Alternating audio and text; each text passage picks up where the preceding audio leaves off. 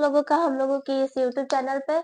हम लोगों ने पिछली क्लास में आपको वो सिखा दिया था कि प्रकाश में जो अपवर्तन का नियम होता है वो आपको सिखा दिया था, उस पर आपको सवाल समझा दिया था। आज हम आपके लिए लेंस लेकर आ चुके हैं जिस पर अपवर्तन संबंधी चीजों और स्थितियों को व्यक्त किया जाता है। तो हम लोग आप जानते ही हैं पहले से कि आपके दो लेंस होते हैं, एक अवतल एक उत्तल लेंस। जिसको अवतल लेंस को बोलते हैं अपसारी लेंस, उत्तल लेंस को बोलते हैं अभिसारी लेंस।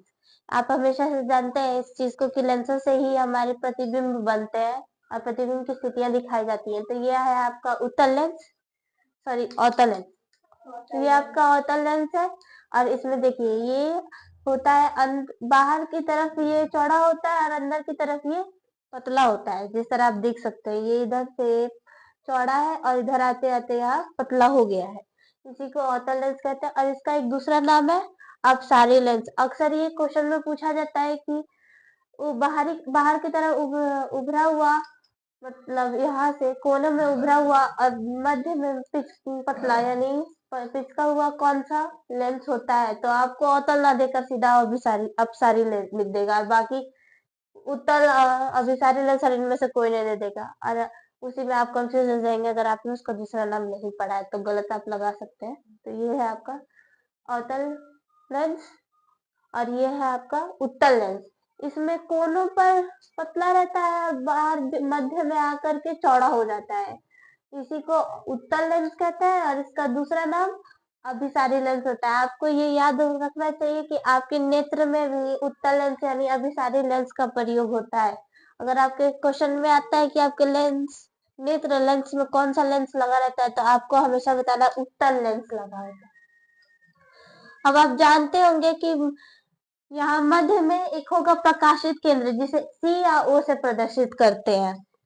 ये प्रकाशित केंद्र क्या होता है? मुख्य अक्ष जिस बिंदु से एकदम सीधी निकल जाती तथा कोई भी आने वाली आपतित किरण अपवर्तन में एकदम जो सीधी निकल जाती है, जिस बिंदु से एकदम सीधी बिना विचलन हुए निकल जाती है, उसी मध्य बिंदु को प्रकाशित केंद्र कहा जाता है। और प्रकाशित केंद्र से जाने वाली रेखा जो समांतर होती है परस्पर, उसे मुख्य अक्ष कहा जाता है। सारी रेखाएं समांतर नहीं होती है मुख्य अक्ष के, कुछ ही होती है समांतर, लेकिन कुछ विचलन हो जाती है और जो मुख्य अक्ष है वो कभी भी विचलित नहीं होती है, वो सीधा निकल जाती है लेंस से और ये उसके मध्य से होकर जाती है लेंस के। ये आपकी मुख्य अक्ष है। ठीक है, अब हम आपको लेंसों की प्रकृति बता देते हैं और उसकी स्थितियां कैसे बनती है और स्थिति की प्रकृति बता देते हैं। देखिए ये है आपका उत्तल लेंस, ये हमने बनाया है उत्तल लेंस है। अब हम आपको इसमें स्थितियों के बारे में बताते हैं।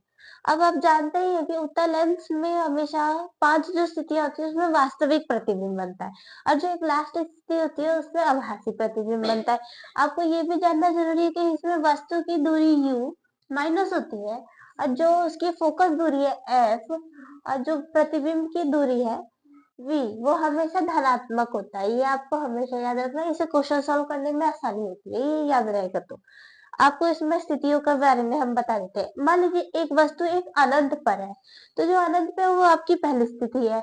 अब अनंत और फोकस f2 यानी 1f2 के मध्य एक वस्तु रखी जाती है, वो आपकी दूसरी स्थिति है और f2 पर आपकी एक तीसरी स्थिति है जो रखी जाती है और एक चौथी स्थिति जो f2 और F1 यानी 1F2 और 1F1 की जो बीच में रखा रहता है वस्तु, वो आपका है चौथा स्थिति और जो 1F1 पर रखा जाता है वो आपका पांचवा स्थिति और 1F1 और जो प्रकाशित केंद्र है उसके मध्य जो रखा जाएगा वो आपका छठवा स्थिति।